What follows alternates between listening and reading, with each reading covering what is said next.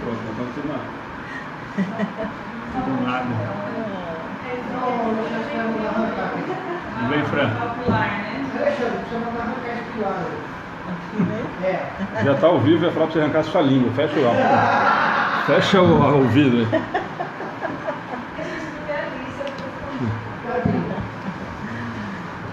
Mas é bom, por que vocês querem ficar olhando pra coisa feia o tempo todo? Deixa... Na verdade, fala pra eles, vai eu que não quero ver vocês. Por isso.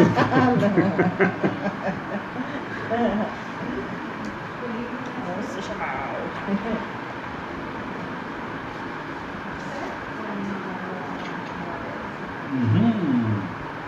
É minha? Deve ser, não. Não é. Não sei de onde surgiu isso. No dia que eu tava aqui ajudando a escrever. Uma das festas.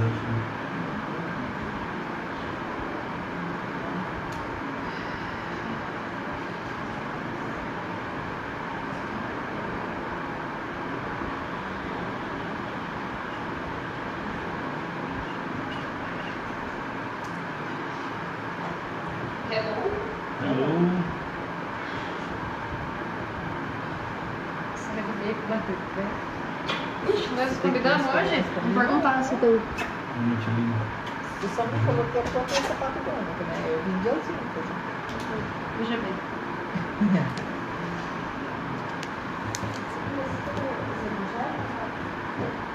Oi, oi. Não, não gente. peguei, viu?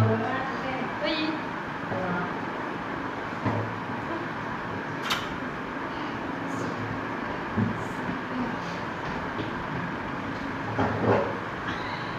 E aí? Sua alegria? Só alegria. Você vai querer livro pra fazer, mostrar? Pode deixar, por favor. Ana, senta aqui e fazer com a gente. O próximo vai, porque eu não vou participar. Como assim? Legal.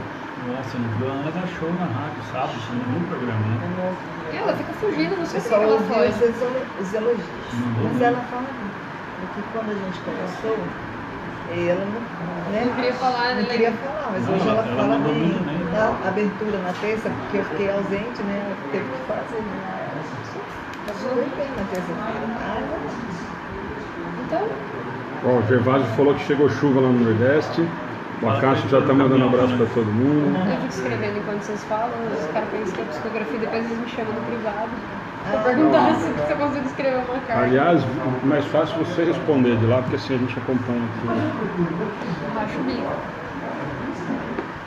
Mesmo quando deixando ele falando. Deu 8 aí?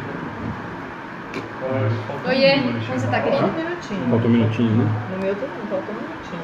Mas eu tô sem horário agora.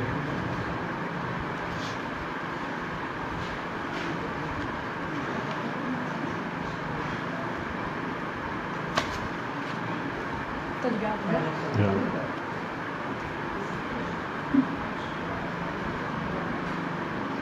Estudo, eu vou botando os papel, vou lendo de novo. Que coisa, né? É. Às vezes eu pego uma folha de papel, assim, tô escutando alguma coisa, eu vou lá, anoto, assim, depois eu vou, acho depois. É que quando eu escrevo, eu aprendo. É, eu também. Se eu só escuto, eu não Mas eu escrevo e depois não preciso. leio de novo, né? Leio de novo, É, algumas eu já coisas sei. eu guardo, algumas anotações, outras eu jogo fora.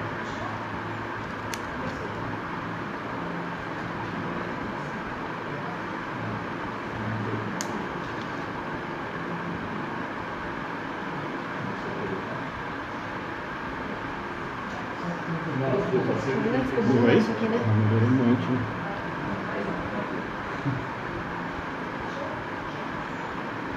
Dá choque nas primeiras cadeiras, né?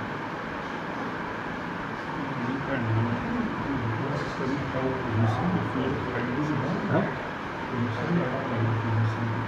É, tá funcionando.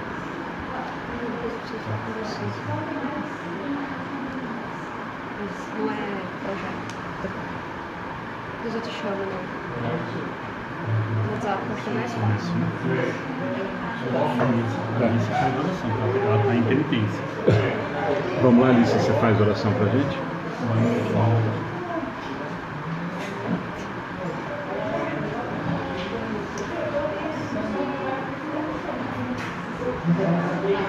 Ó, você.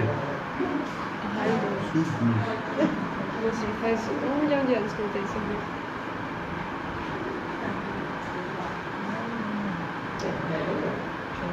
Vamos ver assim.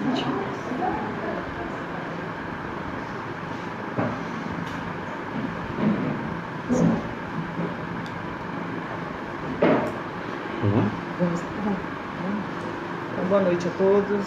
Vamos começar os nossos estudos de hoje fazendo a nossa oração. Fechemos os nossos olhos. Vamos pensar em Jesus, nosso Mestre querido, neste momento, aqui no meio de nós. O seu olhar calmo e paciente, distribuindo bênçãos sobre todos os que estão aqui presentes e também a todos aqueles que estão conosco participando dos estudos à distância. Jesus, Mestre amado, nós os agradecemos, Jesus, pela sua presença sublime aqui no meio de nós. Te rogamos, Mestre, que abençoe os nossos estudos de hoje a respeito do teu Evangelho. Que abençoe, Senhor, os nossos protetores espirituais, aos protetores espirituais desta casa e a todos os nossos familiares. Estenda, Senhor Jesus, o teu olhar sublime sobre a nossa família, a humanidade, para que ela e no coração dela, Senhor, reine a tua paz, reine a tua luz e o teu amor, para que possamos fazer, Senhor, um mundo de alegria e de harmonia, onde possa construir o teu reino. Graças os damos, Jesus, por tudo que temos recebido e rogamos que permaneça conosco durante os nossos estudos, dando graças a Deus e que assim seja. Vamos lá. Não sei se tem alguém vindo a primeira vez, Rossana, acho que é a primeira vez que está participando com a gente nesse formato. Na verdade, é exatamente a palestra que a gente faz normalmente com um só participante e a gente, desde o meio do ano, um pouquinho mais, no começo do ano, né? Foi em março, né? Estava alinhado, hein? Acho que do começo do ano a gente resolveu, na verdade a gente não inventou o formato, foi numa conversa com o Rodrigo, a gente acabou achando que era um formato interessante, muitos lugares voltaram a fazer, então são 3 ou 4, aliás, de novo o convite fica feito para quem quiser participar, não só para quem participa aqui com a gente, o pessoal que acompanha a gente na internet, o pessoal que é palestrante. O Tavinho ficou de vir, o Paulo já participou, o Paulo mais Nath já apareceu uma vez, o Paulo Lodi também falou que quer vir. Então quem quiser participar é só avisar para a gente poder passar. Como a gente está seguindo os capítulos do Evangelho, a gente passa o tema e a gente divide um pouquinho para facilitar os 4 falarem um pouco, mas fica o convite, tá? Avisos, o mais importante, lembrando, dia 17 de novembro, nós temos o evento com a Célia Diniz. Ela vai estar falando do livro dela, Vencendo a Dor da Morte. A gente sempre tem colocado nos estudos e nas palestras. Nós temos o livro para vender. Para quem é daqui ou é próximo, é mais fácil, pode pegar com a gente. No dia do evento nós vamos estar vendendo também. Não estamos vendendo nada com o livro. A venda é revertida para o centro lá de Pedro Leopoldo. Mas algumas pessoas estão perguntando na internet, na editora é mais fácil para quem é de fora, senão nós vamos estar comprando o livro, depois tem a despesa com postagem e tudo mais, vai acabar ficando mais caro para quem comprar com a gente que é de fora.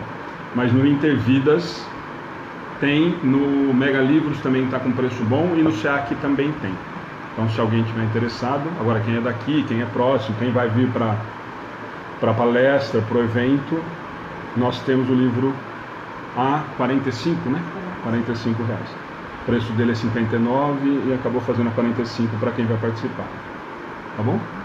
Mais algum aviso? Nós estamos precisando de roupa para o varal do lado da Caixa Federal, graças a Deus, mais uma vez conseguiu entregar todas as roupas, então nós estamos precisando um pouquinho de roupa lá para quem quiser. Não precisa deixar aqui no centro, quem passa lá no centro, do lado da Caixa Federal, só deixar direto lá que o Sidney toma as providências devidas. E acho que vamos parar de falar, né? Porque o capítulo é grande.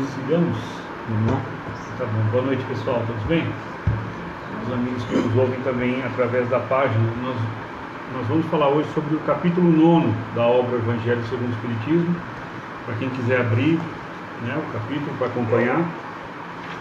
A ideia, só reforçando, né, Alexandre, é quase que o modelo do Evangelho no lar, até, digamos assim, onde toda a família comparece e lê e interpreta o Evangelho. Essa é a nossa grande ideia da noite aqui.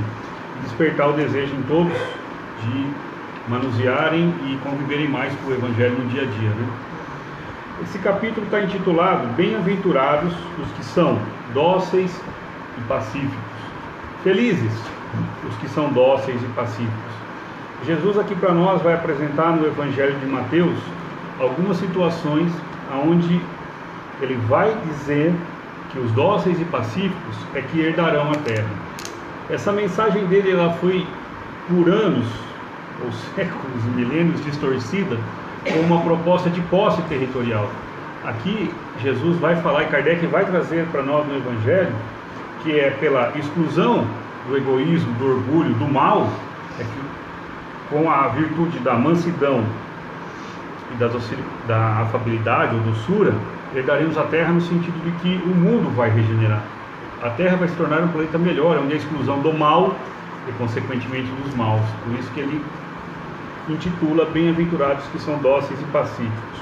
E tem Bem-aventurados que são dóceis, porque herdarão a terra. Mateus capítulo 5, versículo 4. Bem-aventurados pacíficos, porque serão chamados filhos de Deus. No mesmo Mateus, mesmo Evangelho de Mateus, mesmo capítulo, versículo 9. O item terceiro a gente vai ler, para não esquecer nenhuma uma palavra, e depois vamos refletir sobre. Ouviste o que foi dito aos antigos: não matarás, e quem quer que mate merecerá ser condenado no tribunal. Eu, porém, vos digo que todo aquele que se encolerizar contra seu irmão merecerá ser condenado no tribunal. Aquele que disser a seu irmão, raca é um termo que nós vamos ver logo na sequência, é um termo da época, né? Merecerá ser condenado pelo conselho. E aquele que disser, és louco, merecerá ser condenado ao fogo do inferno. Nós não podemos esquecer de sempre voltar a contextualizar a época que Jesus era um judeu e falava para judeus. Ele estava relembrando as leis que já eram muito antigas, que os irmãos da época a esqueceram, e que nós não agimos diferente que eles, também acabamos esquecendo muita coisa. Então ele está lembrando que não matarás. E o tribunal na época, existia um tribunal, né, que julgava e condenava. Para nós, com doutrina espírita, aprendemos que esse tribunal, que supostamente se apresentaria numa vida futura, no juízo ou julgamento final, aprendemos com Jesus, com doutrina espírita, que não tem esse tribunal, mas tem um único, que é o mais severo de todos, que é a nossa consciência, aonde está grafada as leis de Deus. Sabendo livres da matéria, libertos do corpo, entenderemos os erros cometidos, os desacertos, e esse tribunal é o que vai ser muito cruel conosco mesmo, que é onde nós perceberemos as oportunidades perdidas, né? Então por isso que ele fala muito do tribunal. E no item quarto, Kardec começa a elucidar a reflexão. Com essas leis, com essas máximas, melhor dizendo, né, Jesus tornou a lei da doçura, a moderação, a mansitude, a afabilidade e a paciência.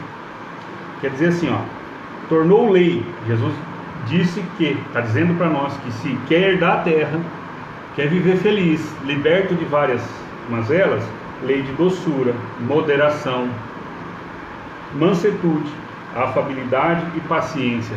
Leis nos apresentadas há 2018 anos no mínimo, e tem algumas aqui que, ou a grande maioria, a gente ainda não pratica. A gente sempre conversa, né, Alexandre, Alice e Aline. O Evangelho de Jesus não é para ler somente, é para aplicar. Então, quando a gente olha para essas leis, ela tem que vir para o meu convívio diário, no meu dia a dia, né? Em contrapartida, Jesus condena violência, cólera e até mesmo toda expressão descortês para com seus semelhantes. Tudo que é contrário à lei do amor, nós estamos infringindo uma lei divina, né? Raca, como eu disse lá atrás, entre os hebreus, é um termo de desprezo, que significava homem sem miolos, cabeça vazia, e se pronunciava escarrando e virando a cara. Jesus vai ainda mais longe, uma vez que ameaça com o fogo do inferno aquele que disser a seu irmão, és louco. Vejam bem, a gente cria alguns rituais, algumas situações de condenar o próximo, como por exemplo a prática dos hebreus, onde eles diziam raca e escarravam e viravam a cara, menosprezando e diminuindo as pessoas, e esqueciam as leis. Os 10 mandamentos, trazidos por Moisés, tantos anos antes de Cristo. E assim, não dá para olhar para eles, tem que olhar para mim. Mas deixa eu falar, hoje não acontece mais. Não, como é que por exemplo, o semáforo, acontece? Você vê alguém pedindo alguma coisa na rua, isso já não é mais, faz parte mais. Isso que eu disse que tem que ser praticado, porque ainda é a nossa realidade. O desprezo com o irmão, o preconceito, ou o medir pela vestimenta, ou pela forma, enfim, tudo isso ainda é louco. Tudo isso é errado. Jesus vem advertir tudo isso em nós de novo. Porque só tem uma forma da gente aprender a lei do amor, é aprendendo a nos relacionar um com os outros através da pacificação, enfim, tantas essas virtudes. Aqui, na sequência do parágrafo, aqui como em qualquer outra circunstância, é evidente que a intenção agrava ou atenua a falta. Às vezes, eu posso ser descortês com alguém, mas eu não tive aquela intenção, aquele sentimento de machucar, de ferir mesmo, de diminuir. Ele está dizendo aqui que a intenção ou o sentimento que você emprega naquela má ação pode atenuar ou agravar a falta, né? Mas o que uma simples palavra pode ter de tão grande para merecer uma reprovação tão severa? Olha o que Kardec está falando. Porque às vezes a gente fala isso, mas é só, eu falei isso, não era para tanto, né? Kardec diz, é que toda palavra... Só da boca para fora. Da boca para fora, sem pensar. Nossa, tem um monte. Exatamente. É que toda palavra ofensiva, prestemos atenção, exprime um sentimento contrário à lei de amor e caridade. Só lembrando a lei de amor e caridade rapidamente: benevolência com todos, indulgência das imperfeições alheias e perdão das ofensas. Então, toda palavra contrária a isso, ela traz um sentimento que não é bom, contrária à lei de amor e caridade. Lei essa que deve regular as relações dos homens e manter entre eles a concórdia e a união. Pautados pela lei de amor e caridade, eu vou olhar para o meu irmão, perceber que ele age e pensa diferente de mim. Ótimo. Isso não quer dizer que ele é meu inimigo ou meu adversário. Significa que ele só pensa diferente de mim. Isso não me torna melhor ou pior que ele. Que é o contrário que nós fazemos. A forma que eu penso é o certo e que os outros pensam é errado, e queremos fazer essa nossa vontade entrar goela abaixo, vamos dizer assim, né? Seguindo, toda palavra ofensiva é um golpe contra a benevolência recíproca e a fraternidade. Ela entretém o ódio e a animosidade. Olha o que está dizendo para nós, e a gente não percebe quando a gente é agressivo ou grosseiro mesmo com outra pessoa. A gente está exprimindo, né, o que tem dentro do nosso coração, na grande maioria das vezes. O que eles chamam aqui ódio e animosidade, falta de simpatia. No caso da animosidade, aquela pessoa que eu não nutro muito carinho por ela, se assim eu posso dizer. A gente está expressando isso, né? Enfim, depois da humildade perante a Deus, a caridade em relação ao próximo é a primeira lei de todo o cristão. Olha lá, a caridade é a primeira lei de todo cristão. Na inter-relação, Jesus está falando aqui claramente das nossas inter-relações diárias, quer seja dentro da nossa família, quer seja no trânsito, como o Alexandre falou, na fila da caixa lotérica. Nós somos cristãos a todo momento. Não dá para ser cristão só dentro da casa espírita ou só dentro do templo religioso. No Facebook, no WhatsApp, exatamente. As nossas novas formas de relações hoje, né? Dentro da casa espírita, nós devemos ser corteses. Por exemplo, nós estamos aqui em 4. Talvez nós não concordemos 100% com o que o outro está dizendo, mas respeitar. Né, Alexandre? Depois fecha o pão. Depois desligar a câmera e pôr o fone. Brincadeira, mas assim, para deixar claro que Jesus está dizendo que essa relação entre nós se não for pautada pela caridade e amor, de novo, benevolência, indulgência, perdão das ofensas, não funciona. Haja visto que nós estamos vendo que nós somos capazes de fazer um para com os outros até hoje. Não respeitamos, não toleramos, enfim, e seguir. E tantas outras coisas. No item 5º, Kardec começa a costurar um raciocínio, né, para alinhavar os pensamentos aqui de Jesus. Mas o que entende Jesus por estas palavras? Bem-aventurados que são dóceis, porque possuirão a terra. Ele que disse que se deve renunciar aos bens deste mundo e que prometeu aos dos céus. Quando a gente toca nessas passagens do Evangelho, principalmente algumas do Sermão da Montanha, que é exatamente onde está sendo retratado aqui, a gente imagina que ser dócil é ser bobo, que ser humilde é aceitar tudo que os outros fazem. Uma pessoa humilde é aquela que entendeu que ela não é melhor do que ninguém e nem maior. Ela ouve o que as pessoas falam, tem uma autocrítica e ela depois, pautada pela lei de amor, entende se ela está errada ou não. O ser humilde é aquele que é capaz de ouvir o irmão, mas ouvir, daquele que Jesus fala, quem tem ouvidos de ouvir, que ouça. A pessoa humilde é aquela que entende que o outro é seu companheiro de caminhada. Porque possuirão a terra, de novo. Como é que a gente olha para isso e não entende essa mensagem? Está muito claro que a docilidade que faz com que eu trate as pessoas do mesmo jeito que eu quero que seja tratada, independente da maneira que ela me trate, não tem como. É a lei de amor. Nós vamos herdar a terra no sentido, entendendo que a terra passa por um processo de transição de mundo de prova e expiação para o mundo regenerador, né?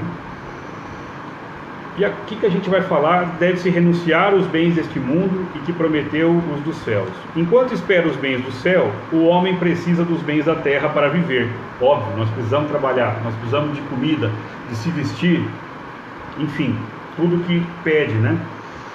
Somente recomenda que não atribuamos a esses últimos, ao materialismo, a maior importância que os bens espirituais.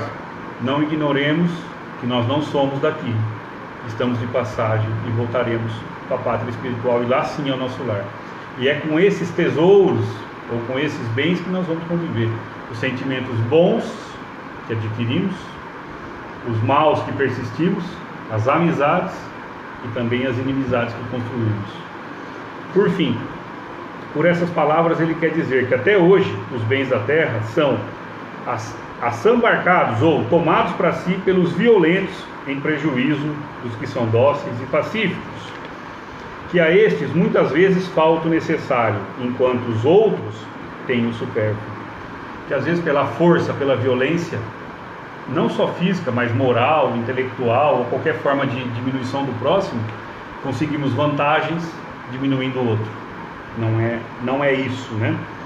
Ele promete que a justiça será feita na terra como no céu, porque são chamados filhos de Deus. Quando a lei do amor e caridade for a lei da humanidade toda, não haverá mais egoísmo. O frágil e o pacífico não mais serão explorados nem esmagados pelo forte e o violento. Tal será o estado da terra quando, segundo a lei do progresso e a promessa de Jesus, ela tiver se tornado um mundo feliz pela expulsão, e a palavra aqui está expulsão dos maus. Aprendemos com doutrina espírita que quem persiste na maldade, hora que o planeta ou o mundo que ele está evolui, ele reprova de ano, volta para os mundos de prova e expiação, ou continua num outro mundo de prova e expiação, sem regredir intelectualmente, mas vai para lá com o objetivo de fazer os outros povos evoluírem. Muito bem, essa reflexão de injúrias e violência é importante, porque é promessa, é lei de progresso. Seremos um planeta feliz e espíritos felizes um dia. Falei até demais, né, Alexandre? Baixou a Ana em mim. Não, viu? Está respondendo lá no ouvido. Bom, e aí a gente caminha então para instruções dos espíritos, né? A afabilidade e a doçura. Afabilidade significa ser cortês, delicado, um comportamento, né? O item 6º. A benevolência para com seus semelhantes, fruto do amor ao próximo, produz a afabilidade e a doçura, que lhes são as formas de manifestar-se. Entretanto, nem sempre há que fiar nas aparências. A educação e a frequentação do mundo podem dar ao homem o verniz dessas qualidades. Quantos a cuja fingida bonomia, é isso? Bonomia, que é sem malícia, né? Uma coisa assim. Inocente, né? Não passa de máscara para o exterior, de uma roupagem cujo talhe primoroso dissimula as deformidades interiores. O mundo está cheio dessas criaturas, que têm nos lábios o sorriso e no coração o veneno, que são brandas desde que nada as agaste, mas que mordem a menor contrariedade, cuja língua de ouro quando falam pela frente se muda em dardo peçonhento quando estão por detrás. A essa classe também pertencem esses homens de exterior benigno, que tiranos domésticos fazem que suas famílias e seus subordinados lhes sofram o peso do orgulho e do seu despotismo, como a querem desforrar-se, no constrangimento que, fora de casa, se impõe a si mesmo, não se atrevendo a usar autoridade para que com os estranhos, que os chamariam à ordem, ache que pelo menos deve-se fazer-se temidos daqueles que não lhe podem resistir, invadecem-se, de poderem dizer: aqui mando e sou obedecido, sem lhes ocorrer que poderia acrescentar: eu sou detestado. Não basta que os lábios manem leite e mel, se o coração de modo algum lhes está associado só à hipocrisia. Aquela cuja afabilidade e doçura não fingidas nunca se desmente. É o mesmo tanto em sociedade como na intimidade. Esse, ademais, sabe que se, pelas aparências, se conseguem enganar os homens, a Deus ninguém engana. E aí é Lázaro, Paris, 1861. E lendo esse trecho, eu lembrei muito de Judas, né?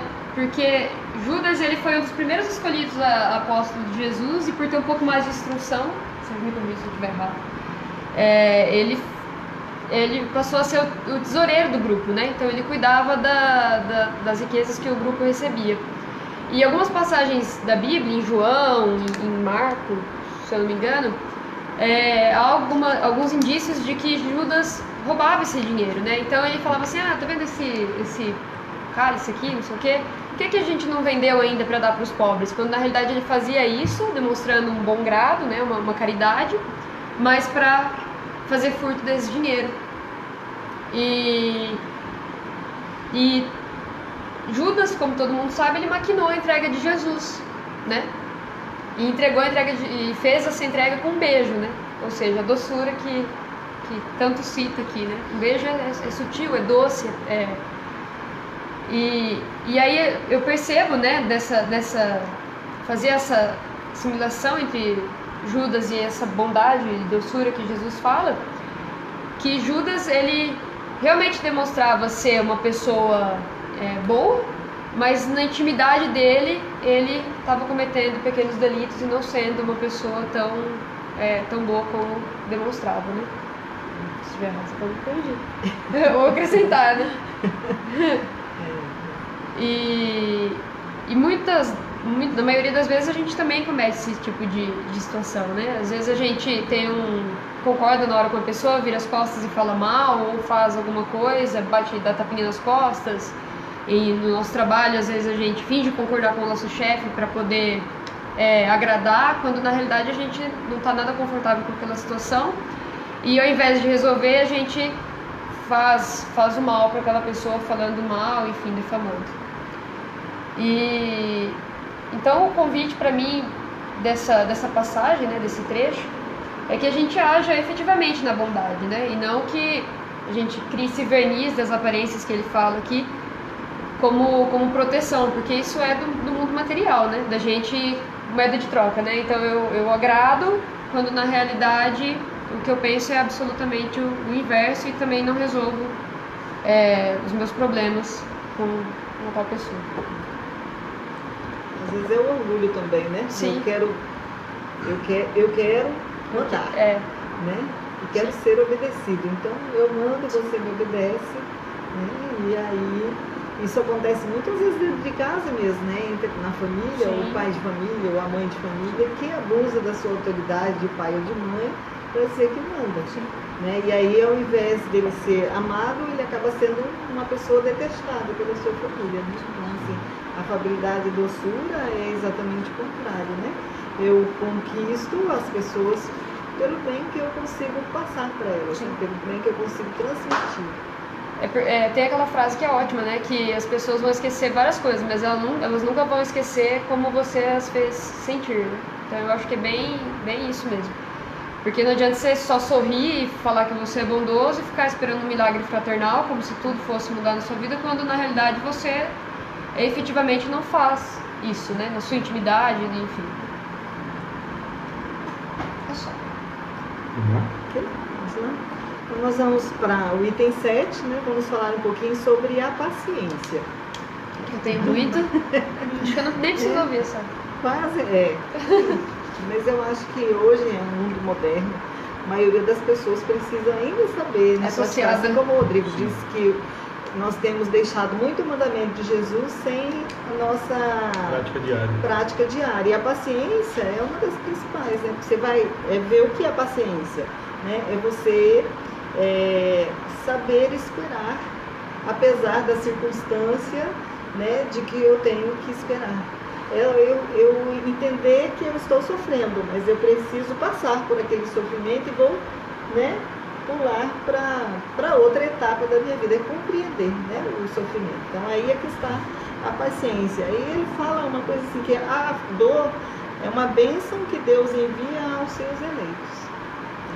Eu recebo aquilo porque naquele momento eu estou pronta para passar por um teste que vai fazer o quê? Vai fortalecer a minha alma para a resistência, né, no bem. Então, só aquele que passa pela dor, ele consegue provar, né, que ele resiste ao bem. Então, digamos assim, eu gosto de comparar com a academia. Eu vou à academia, ergo peso. Eu só consigo provar que ergo aquele peso, 250 quilos, se eu efetivamente erguer o peso. Então eu preciso passar pelo peso para poder provar que eu consigo. Então assim na nossa vida também, eu passo por determinados problemas porque eu estou pronta. Então aí eu estou me colocando na condição de eleita de Deus, né? Então ele fala assim, portanto não vos aflijais, né, quando sofrer. Pelo contrário, bendizei a Deus, né, onipotente, que pela dor deste mundo nos marcou para a glória do céu. Então que eu possa, né, praticar esta paciência, porque além de tudo ela é uma lei de caridade que nos foi ensinada por Cristo. Então lá no segundo parágrafo, né, e quem foi Cristo, né? O enviado de Deus. Para que ele nos foi enviado? Para que ele nos servisse de modelo, né, de nosso guia. Eu falo que ele é o nosso manual, né? O manual. E é esse manual que eu preciso ler e praticar.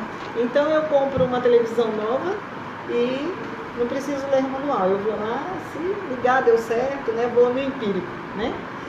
Ou eu vou seguir o manual e fazer a instalação dela direitinho, usando todas as funções, aprendendo como lidar, né? Para que eu extraia daquele item o que tem de melhor. Então, assim, ele nos diz ainda, né, que é outra coisa mais difícil ainda dentro da paciência, né, porque ele fala da caridade, aí ele fala que a caridade de dar esmola, de levar roupa lá para o varal, é a mais fácil de todas, né, isso qualquer um de nós aqui pode fazer, né, mas a caridade maior, né, e mais meritória é a de perdoar aos que Deus colocou em nosso caminho, para serem instrumentos do nosso padecer e submeterem nossa paciência à prova. Então, eu agradecer a todo entrave que eu tenho na minha vida, porque ele me oferece a oportunidade de me colocar à prova, de me submeter àquilo. E só para complementar o que você está falando, que a gente sempre comenta, e na verdade é uma prova que ele sabe que eu vou aguentar. Exatamente. Na verdade que nós achamos que não dá, que o fardo é muito grande. Eu vi um comentário, o fardo é muito pesado. Não, a conta foi dada porque você consegue pagar. Exatamente. Né? É que a gente não entende isso ainda, nós ainda estamos distantes de conseguir compreender essa... É porque a gente sempre olha para o meio copo vazio, né? E a gente esquece de ver que o copo está meio cheio. Ou ele está me agredindo então, agora da Facebook. Né? Né? Porque assim, eu realmente, né, Alexandre, eu venho com aquilo que eu tenho capacidade. Às vezes eu, como espírito, tô um sentimento de culpa tão grande que eu quero trazer mais provas. E aí a espiritualidade superior, os meus amigos espirituais, que são os mensageiros de Deus, me dizem, não, leva só 50%, que esse eu sei que você vai aguentar. Só que quando chega aqui a gente esquece, né? E aí a gente acha que aquele 50% é demais da conta. Eu fico sempre olhando para o outro lado, o jardim do vizinho tá verde, né? Tá bonito. Mas eu não olho que aquele vizinho todo dia vai lá regar, jogar água no jardim, né? Que ele cuida daquele jardim, ele deixa aquele jardim bonito. Às vezes eu olho lá, nossa, a rosa da vizinha tá tão bonita, né? Tá tão linda. Mas aí eu lembrei de aguar. Eu lembrei de vez em quando podar, de colocar um adubo, o Rodrigo para vender. Não é? Então eu uso esses termos assim, mas o que é o adubo, né? É de fazer a nossa prece, para que eu consiga aurir forças para aquele momento. Então, né, esse é o adubo.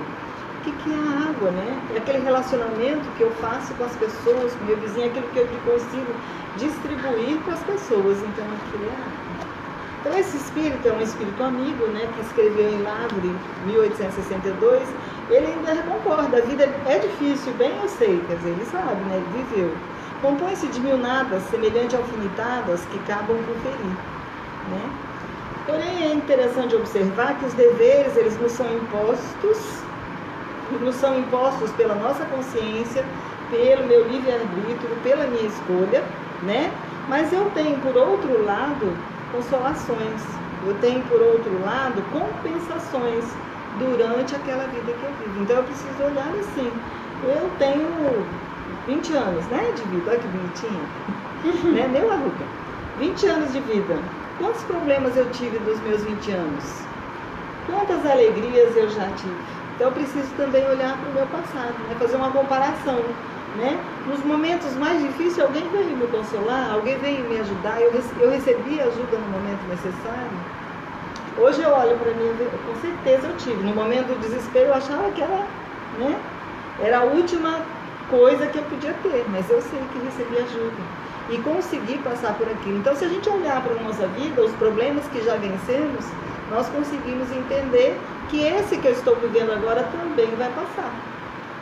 Esse que eu estou vivendo agora é momentâneo. E aí o fardo começa a me parecer menos pesado do que ele realmente é, né? Ou então eu olho para a vida do outro, porque eu não preciso olhar só para mim, não preciso olhar só para o Jardim Verde, mas posso olhar que tem muita gente sofrendo muito mais do que eu, né? E posso citar uma pessoa que sofreu muito sem nada dever, que foi nosso irmão Jesus, né? Ele devia alguma coisa, não era o espírito mais perfeito? E quantas ingratidões e quantas impropérios ele teve que suportar na sua vida sem reclamar. Outro exemplo de paciência muito grande é Chico, né? Se você rememorar a vida de Chico, quando criança ainda, né, ele levando as alfinetadas da madrinha que o criava depois do desencarne de sua mãe, e a mãe, quando aparece, ele reclama, me leva, né, que eu não aguento mais essa vida de sofrimento. Aí ela disse, não posso não. Né? Agradece a oportunidade que você tem, né? E aí, toda vez que você sofrer, ela ainda deu o consolo daí, né? Eu virei te ver. Então, a partir daí, Chico passou a apanhar todos os dias sem reclamar, né? Ele não reclamava. E a tia falou assim, menina, além de tudo, é dissimulado, né? É tonto, né? Ela tinha lá uns adjetivos, uns adjetivos. Ela era obsediada, né? Sim. ela tinha uns adjetivos especiais para Chico. E aí, quando o Chico justificava que era porque a mãe o veria depois da surra, Aí piorava. piorava a situação, mas além de tudo é tanso, né? Então, né, vamos ter coragem, né, com a nossa vida, nos olhar para os grandes exemplos que nós temos de paciência, né, de tolerância, especialmente, né, os exemplos de Jesus. E aí o outro item 8, fala sobre obediência e resignação, né? E aí vamos lembrar novamente, né, da doutrina de Jesus, que nos ensina essas duas virtudes como companheiras da mansidão, né, citada, muito ativas, e que às vezes ela é confundida com a negação do sentimento e da vontade, né? Então, se eu obedeço, eu não tenho sentimento, eu não tenho vontade, né? Só obedeço. É mais ou menos isso que as pessoas têm. Mas aqui nós vemos, né, que Lázaro, em Paris, 1863, nos deu uma definição do que é obediência. E ele diz que a obediência é o consentimento da razão. Né? Então, eu obedeço porque compreendo, né? A minha razão me diz que devo obedecer. E a resignação, ela é o consentimento do coração. Então, eu sinto que eu devo passar por esse problema sem reclamação, né?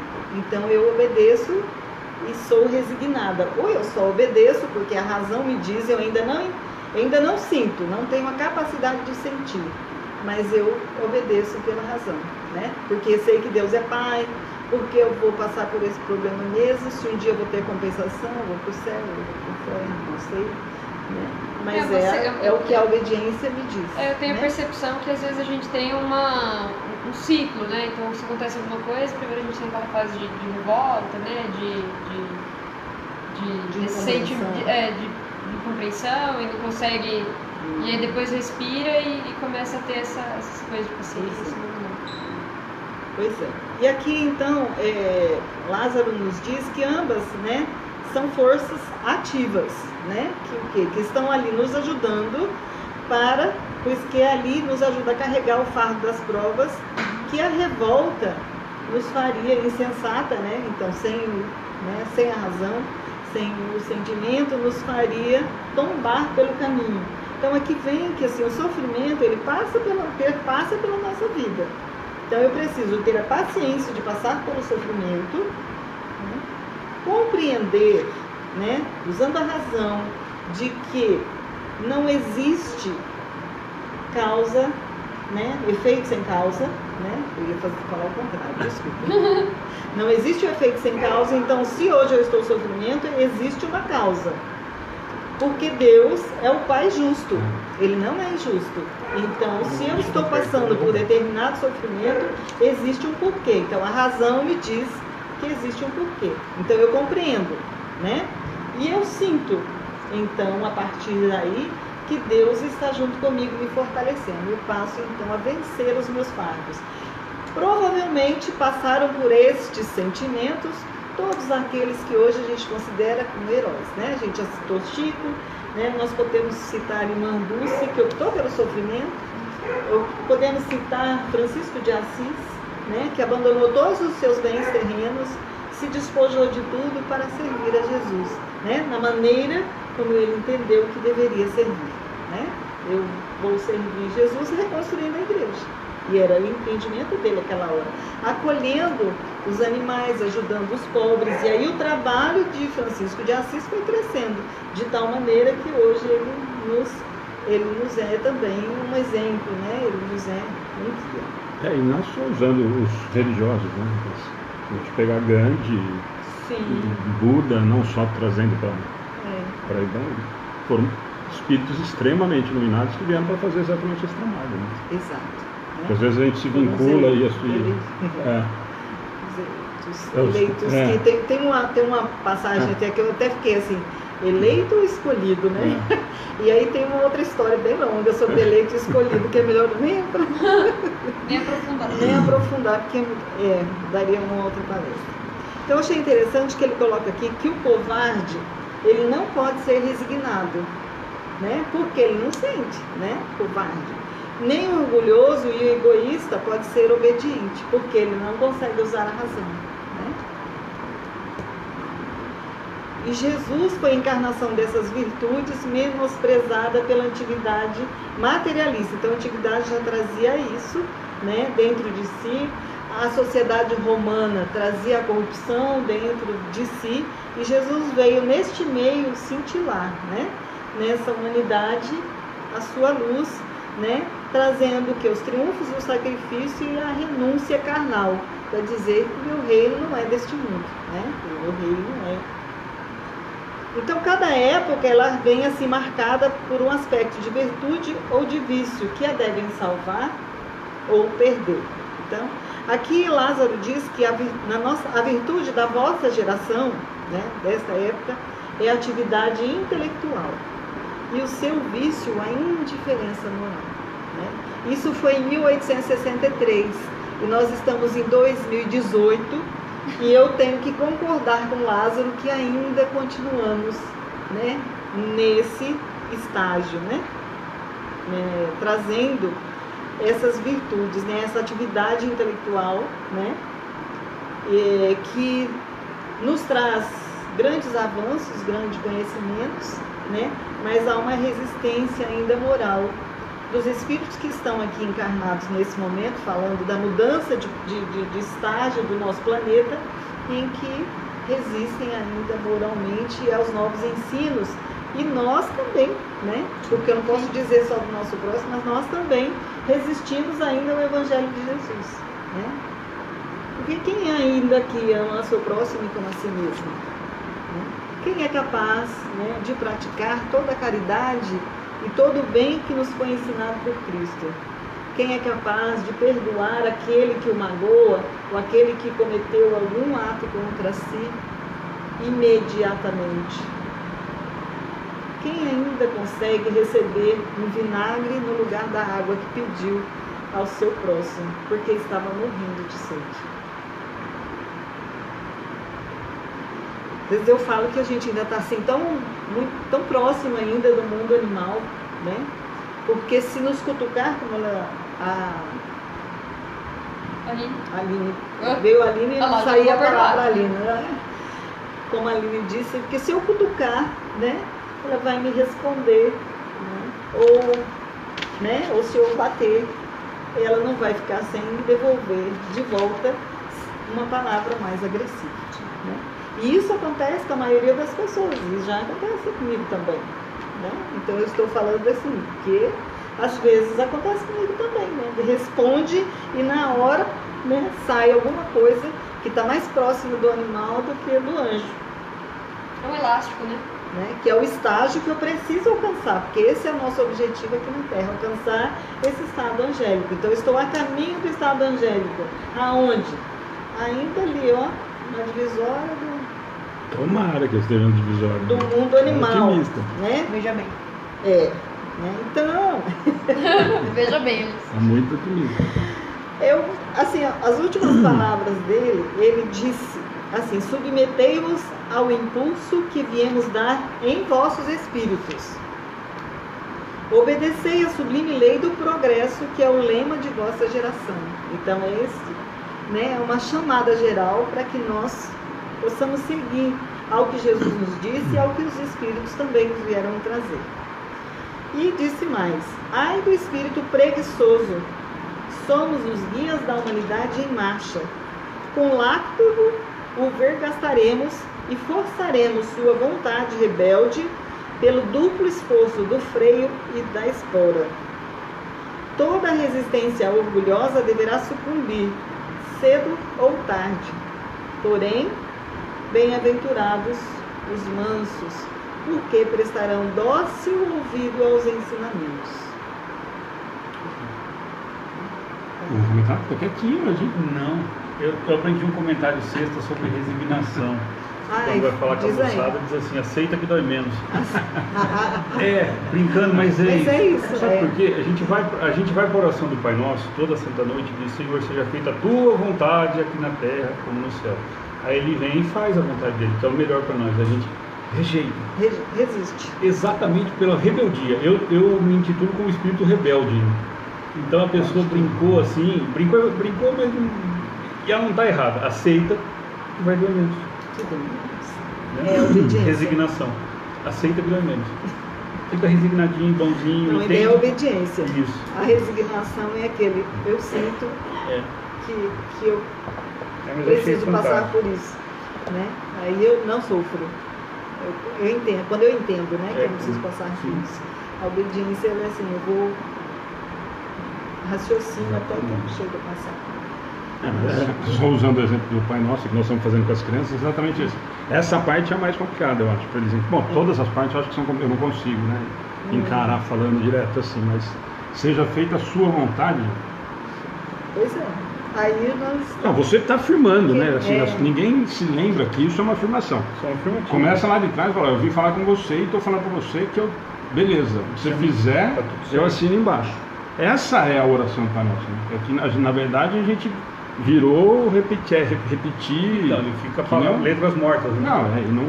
Agora, quando eu falo, seja feita a sua vontade, eu estou falando, ó, beleza, o que vier, eu sei que é o melhor para mim, né? Mas... Deixa eu só voltar o seu título do Evangelho, só para lembrar, porque tem gente que está assistindo e quem está aí também. Ah, tá. O título do Rodrigo, bem-aventurados os que são dóceis e pacíficos. Quem está aí, a maioria, deve estar como quem são brandos e pacíficos, e outros que são mansos e pacíficos. O meu tá manso, Tá? Ela tem 3. Mas os pacíficos servem para todo mundo, e os outros três são Dócil, brando, dócil, manso. brando e manso, é mais ou menos a mesma coisa, mas é que senão fica essa confusão, que são três, cada um está com, a maioria deve estar com brandos e pacíficos. Eu vi que o do Rodrigo é dóceis e o da Alice é manso. É manso. Meu Então, Nossa, eu gosto. Então já serviu com a maioria, e quem não se encaixou agora deu. E aí, tá tempo ainda, que né? daí Vai dar justinho. Já Vai dar. justinho. Que eu vou calar-me agora. Eu vou calar-me agora. Mas aí o meu também é tranquilo, é rápido, é uma coisa que a gente já não passa mais, então dá para passar meio rapidinho. É a cólera. Né? Eu acho que nós já superamos esse momento na nossa situação moral, então nós vamos falar rapidinho. Para quem está acompanhando com os nossos aí é facinho, ó. É o item 9. O orgulho vos induz a julgar-vos mais do que sois, a não suportardes uma comparação que vos possa rebaixar, a vos considerardes ao contrário, tão acima dos vossos irmãos, quer em espírito, quer em posição social, quer mesmo em vantagens pessoais, que o menor paralelo vos irrita e aborrece. Que sucede então? Entregai-vos à cólera. Acho que esse não precisa explicar, porque acho que ninguém passa, né? Ninguém é orgulhoso a esse ponto de ficar nervosinho ou pisar em cima da cueca bravo porque alguém falou não, ou alguém falou alguma coisa contrária, ou alguém não fez a vontade do que eu queria, ou mudou o canal da televisão sem avisar quem está do lado. Mas isso ninguém passa em casa, eu acho. Pesquisai a origem desses acessos de demência passageira que vos assemelham ao bruto. Fazei-vos perder o sangue frio e a razão. Pesquisai, e quase sempre deparareis com o orgulho ferido. Essa parte da cólera ele vai falar, como todo o capítulo, né? E sempre, e não só nesses capítulos, sempre vai bater no tal do orgulho e do egoísmo, que são as grandes chagas, os grandes males que nós temos que conseguir superar. Então sempre vai girar em torno disso. Mas ele coloca de uma forma que eu acho que é diferente da forma romântica que a gente às vezes lia o Evangelho, né? Como se fosse, e é o que eu sempre falo, às vezes a gente escuta assim, né, de alguns mais antigos dentro da doutrina, então, nossa, eu acho lindo o Evangelho. Jesus, não leu, não entendeu nada, porque é uma pancada atrás da outra, é uma explicação do que nós somos, uma atrás da outra. Eu recebo todas essas informações, é que nem lá atrás, olha, a paciência e a resignação, mas olha, normalmente nós somos assim, o jeito de melhorar é tal forma, mas nós somos assim. O exemplo que ele deu, que você foi feliz no comentário, quem está falando para a gente disso, quem veio contar, foi alguém que já viveu essa experiência. Ninguém falou, é a mesma coisa que a gente brinca, né? Olha, a psicóloga que não tem filho. Não, deixa ele chorar. E deixa ele chorar 52 horas seguidas e você não tem filho chorando 52 horas. Não, quem vem nos contar isso são pessoas que viveram as mesmas dificuldades nas mesmas realidades que a gente vive hoje. Que já deveria estar um pouquinho melhor, mas está ainda da mesma forma. Você deu um exemplo lá atrás, exatamente, nós estamos igualzinho os exemplos que você. Então o que está errado? O que nós não estamos fazendo? O que nós não estamos conseguindo seguir esse modelo? Mais do que modelo, o Evangelho, para mim, é receitinha de bolo, né? Se a gente não quiser olhar o Cristo, porque é mais difícil, nossa, é difícil a gente se imaginar chegando no mesmo padrão, mas é receita de bolo, né? Ele falou lá, olha, normalmente nós somos assim, mas o caminho para fazer é assado. E aí a mesma coisa desse daqui, né? E mais importante, né? A Alice também comentou, o Rodrigo, e acho que a Aline também. O mais importante do Evangelho, e aparentemente para quem está ouvindo a gente pela internet ou aqui, a impressão que dá é que nós estamos falando aos outros. E na verdade o Evangelho, ele é muito mais. Enquanto eu não conseguir realmente aplicar um pouquinho, é muita pretensão eu achar que eu estou conseguindo ensinar alguma coisa. Na verdade o que a gente está tentando fazer é facilitar o entendimento do que já veio mastigado, né? Existe para mim, né, uma comparação que eu não sei se foi o Rossandro ou o Haroldo que fez uma vez, que o que nós temos dentro do Espiritismo normalmente é 90% de informação e 10% de transformação quando a gente é otimista. Quando a prepotência manda a gente dizer que nós temos 10% de transformação. Mas na verdade eu assimilo tudo isso, nossa, olha lá o Rodrigo foi fazer palestra, sabe muito, hein? E está praticando. Eu consegui diminuir essa atitude rebelde do que eu faço e nós fazemos, né? Em frenesi, o homem colérico a tudo se atira, a natureza bruta, aos objetos animados, quebrando-lhes porque não obedecem. Alguém já tocou um copo na parede. Ah, se nesses momentos pudesse ele observar-se a sangue fio, ou teria medo de si próprio, ou bem ridículo se acharia. Imagine ele por aí que impressão produzirá nos outros. Quando não fosse pelo respeito que deve a si mesmo, cumpria-lhe esforçar-se por vencer um pendor que o torna objeto de piedade. Eu vou pular o próximo. Em suma, a cólera não exclui certas qualidades do coração, mas impede se faça muito bem, e pode levar à prática de muito mal. Isso deve bastar para induzir o homem a esforçar-se pela dominar. O espírito, ademais, é concitado a isso por outro motivo, o do que a cólera é contrária à caridade e à humildade cristã. Certo? Para a gente terminar, que eu acho o final melhor do que o...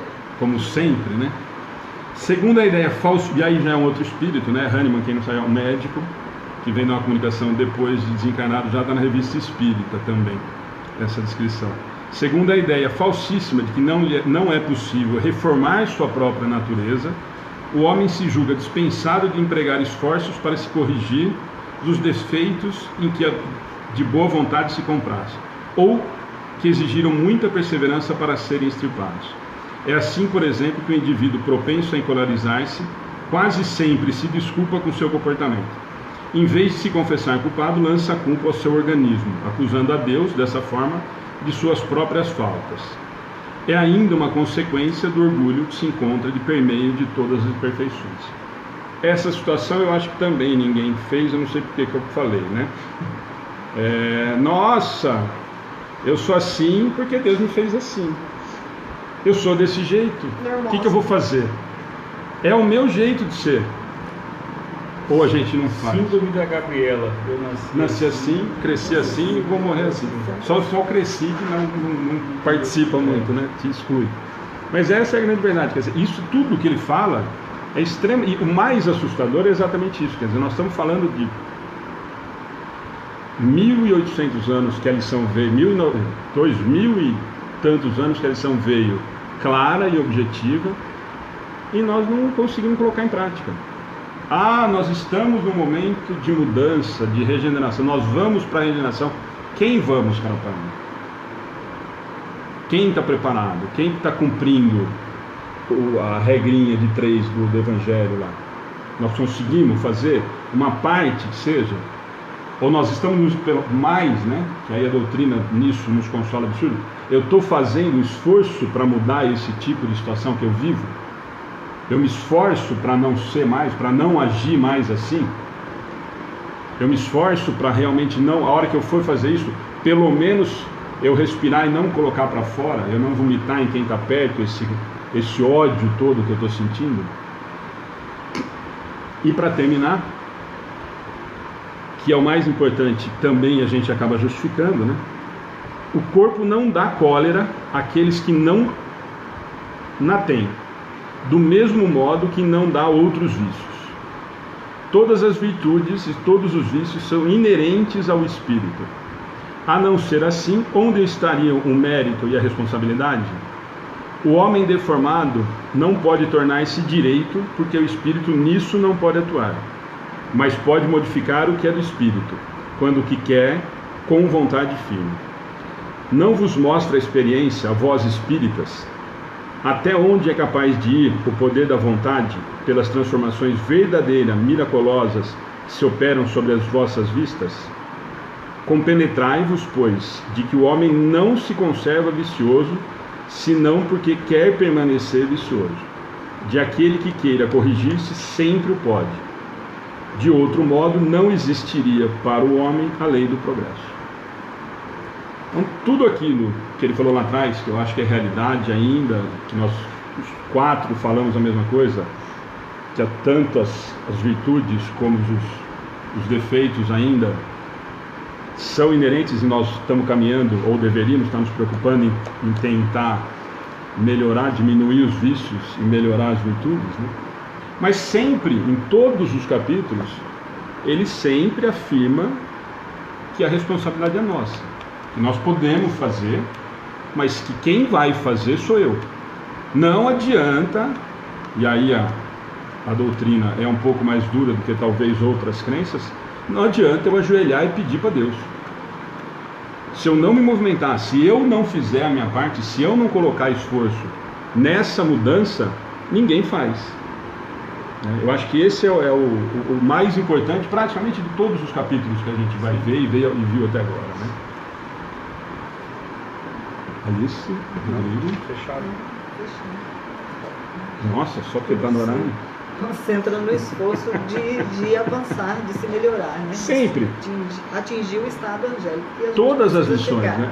E mesmo antes de atingir o estado angélico, né? Assim, hoje, assim, né? Essa escala, né? Nesse momento. Trajetória. Né? Nesse momento, qual que é o grande trabalho? É da gente conseguir estar melhor do que ontem. Sim. É da gente conseguir escutar um pouquinho do que o Evangelho nos diz, refletir e colocar em prática. Se eu vir aqui, escutar, refletir e não colocar em prática, é a mesma coisa não vir. Aí eu perdi meu tempo, porque eu podia estar fazendo outra coisa, e não coloquei, não serviu em nada para essa existência ou para minha melhora moral. Então todo o Evangelho sempre vai tratar, e sempre trata de todos os assuntos, com essa característica, né? A mudança é minha. E, para os que estão sem pressa, a pressa também é minha.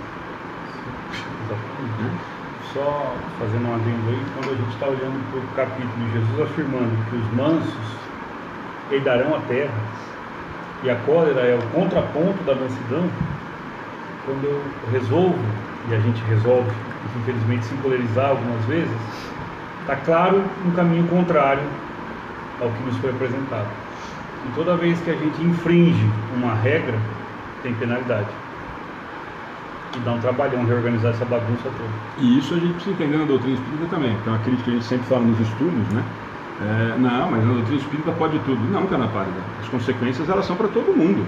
O fato de eu ser espírita, aliás, hoje em dia, para quem está estudando, quem está se aprofundando, as responsabilidades, as consequências são maiores, porque eu já sei, né? Ou teoricamente, aparentemente eu já sei o que eu... será cobrado aquele que muito foi dado. Não é material. Exatamente. E esse muito foi dado, não foi dado. Esse muito dado foi o que eu adquiri. De novo, esforço meu. Eu quis saber disso, né? Senão nós vamos usar o exemplo de uma amiga nossa, de um outro centro que frequentava com a gente, e se a gente for resumir de uma forma simplista demais. Ai, Jesus, era bom eu não saber nada disso. Ué, se você for pensar de uma maneira extremamente simplista, é verdade, né? Quer dizer, não, se eu não sei, eu não posso ser cobrado. A única coisa que falta depois para a gente completar é que de uma forma ou de outra eu vou ter que aprender, né? Então a pressa é minha. Mas não deixa de fazer sentido a brincadeira, né? Gente, algum comentário? A internet está muito... A Ana está com o dedo doendo lá. O Wagner quer perguntar. Senhora Wagner? Senhora Wagner, algum comentário? O Rodrigo falou que você vai na rádio, já falou na rádio, inclusive, né?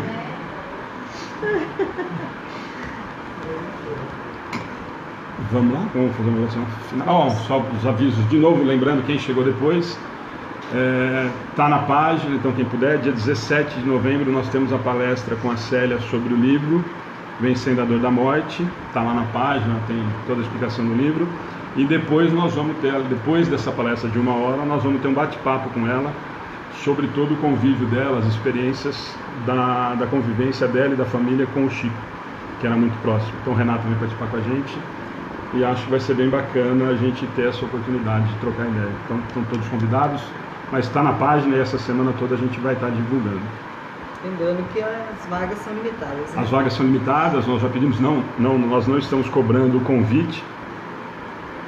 Mas a gente pede para passarem para a gente o nome, para a gente reservar o convite, porque são só 160 lugares e nós soltamos a semana passada, nós já estamos com 65 convites reservados. Quer dizer, acredito aí que não vai faltar gente, vai faltar convite para a gente conseguir atender todo mundo. Então quem puder já mandar, pessoal da região, pessoal de longe, o Acácio já confirmou.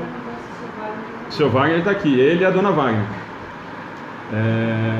Então fica o convite. O Acácio está vindo de Rio Claro, então quem quiser vir da região ou de mais longe, né, o convite está feito de qualquer maneira.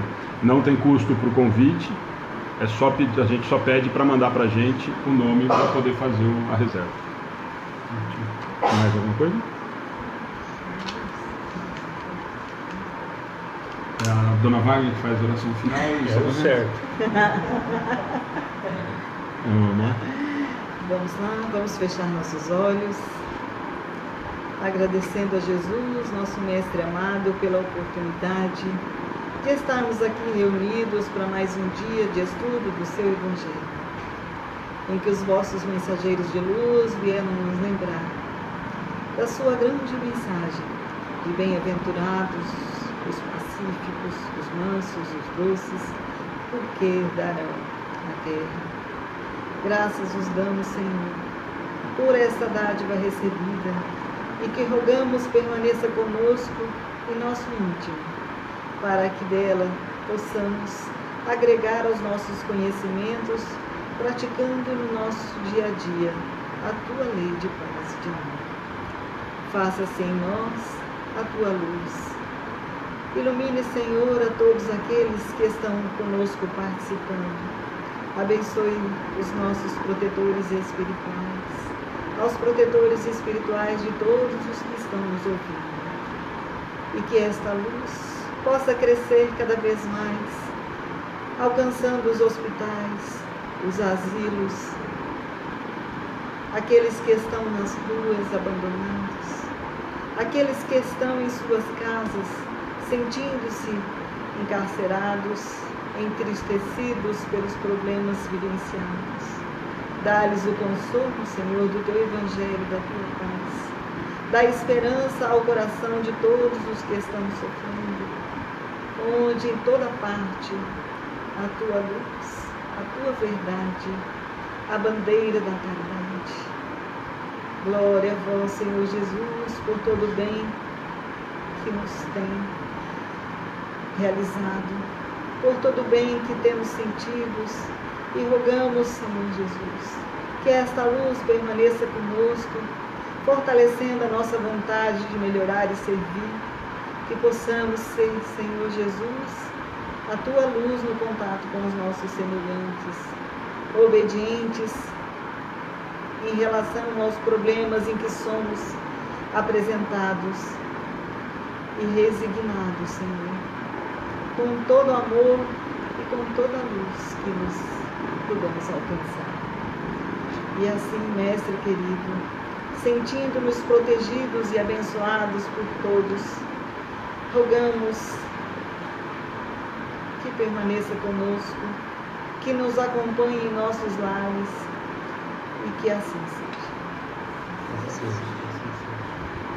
Só o último recado que agora eu vi que comentaram aqui é: quem não puder vir e estiver longe, lembrando que nós vamos fazer a transmissão pela página no dia 17, tá? A Arilda está falando que ela não mora mais em São Carlos, está no Nordeste. O Gervásio também é do Nordeste. Nós vamos fazer a transmissão ao vivo pela página, tá? Nós temos o passe agora para quem quiser, quem puder ficar.